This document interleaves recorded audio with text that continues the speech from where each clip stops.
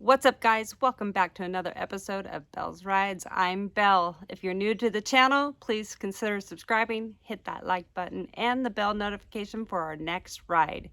In this episode, I'll be talking about how I recovered a girl from human trafficking and how I become to know Weave, who is the beneficiary of this year's Blue Ride. But first, a quick little shout out to our friend Desiree over at the channel of Win Road Therapy.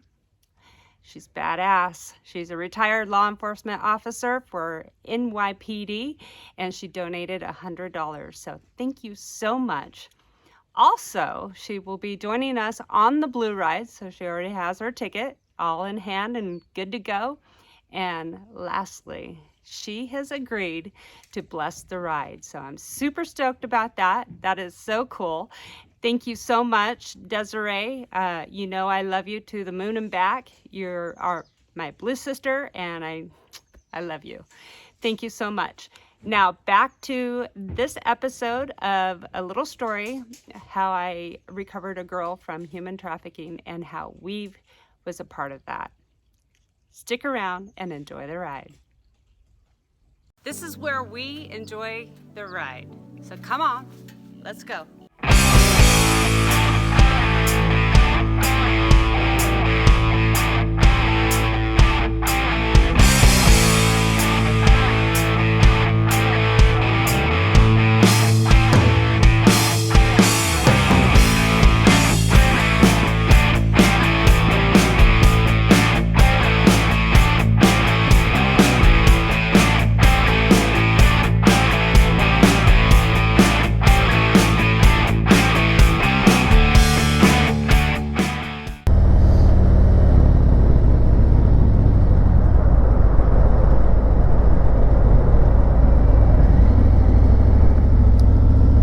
That place right there, I'm going to tell you a new story. So in between being a general engineering contractor, which is what I was most of my adult life, it was fun. I loved that job. I was a contractor, played in the dirt. I mean, what can be better than playing in the dirt with backhoes and heavy equipment? But anyway, in between that and driving truck, I was a private investigator. And that Mills back there is where I met the parents of a girl that I recovered from human trafficking. So I don't get people who walk around in their PJs. I just don't. It drives me nuts. It's one of my pet peeves. Put some freaking clothes on. Or at least some clothes that look like clothes. Like, even sweats is better than wearing your PJs in public. Anyway, that Mills back there is where I met the parents after recovering a girl that was held basically in captivity of human trafficking. Her name was Chrissy. And the mom hired me after one of the local bail bondsmen, some creepy bail bondsman guy. He gives all bail bondsmen bad names. He's just a creep, slimy. Oh, ugh, yucky. Anyway, he had the case for several months, and she paid him some money and never did anything for her. Never, obviously didn't find her. And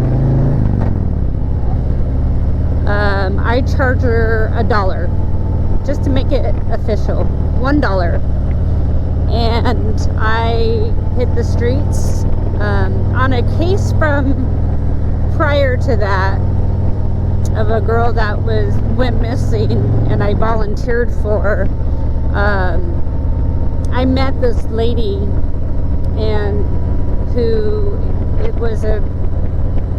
she was a prostitute and had been a prostitute her whole life. She was 51 years old, and I met her, and we became friendly because I treated her with respect, and and I helped her out. I gave her a few bucks, and but what she really appreciated was I gave her a backpack, and it had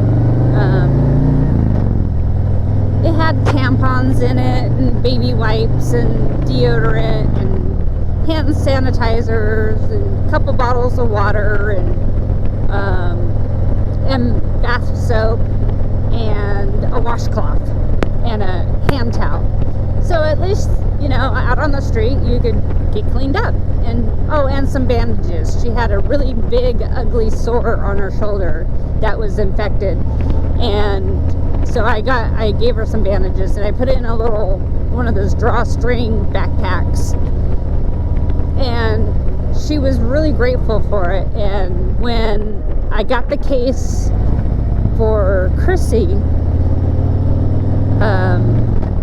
I looked for Shelly, because that was her name. She spelled it with Shelley, and I spelled mine without the E. Anyway, she was very helpful.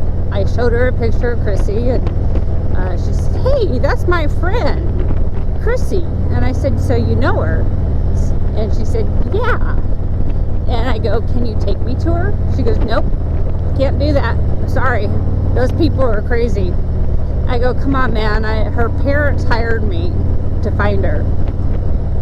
And I go, "They really are worried about her. She has a little girl, and just a baby. She was only like 3 years old, I think. Maybe 2 years old, something like that. And they're really, really worried about her." And what Shelly said is that, "Man, I wish I had somebody who loved me that much to come look for me when I ended up on the streets." And so she helped me, and she took me to the house. We call them flop houses here in Sacramento, but basically it's a house where they hold girls, and they dope them up. Basically, they give them speed for when they want them to work, and they give them heroin when they want them to go to sleep. And that's what they were doing to Chrissy. And I got a hold of her, and she was so addicted by that time. She really didn't want to leave, even though, I mean, part of her wanted to leave. Obviously, she didn't want to have to sell herself for her fix, but she was so hooked on the fix that she would do just about anything. And she was so afraid of them following through with their threats of killing her mom and her baby girl that she went along and ended up getting completely hooked up on drugs. Well, that's where I'm going to circle all the way back around to one of the reasons why I chose Weave as the recipients of the donations that we are earning for the Blue Ride. It's part of the reason, not the entire reason, but part of the reason. I had the experience of taking Chrissy to Weave with another girlfriend of mine that was highly involved in donating her time and volunteering to help women. And we took her to Weave, and they helped her with counseling, not only as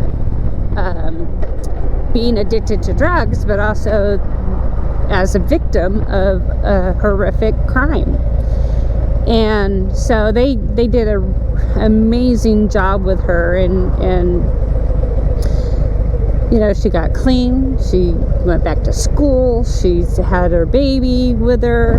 Just amazing. I mean, obviously it wasn't, super easy for her or anything like she fell down a couple times, but she always went back to Weave, and they always helped her. And so The other reason why I chose Weave as the recipient of all of you guys buying tickets, and all of 100% of all that will go to Weave, is because Tara O'Sullivan, who we are honoring on the Blue Ride, was shot and killed while at a domestic violence call. And the asshole was lying in wait, barricaded the one door, and so they went to another door where he had straight shots at them and just started open firing on them, and she was shot and wounded and had to lay there for over 50 minutes slowly dying because he kept on firing and firing, and they couldn't get to her to help her.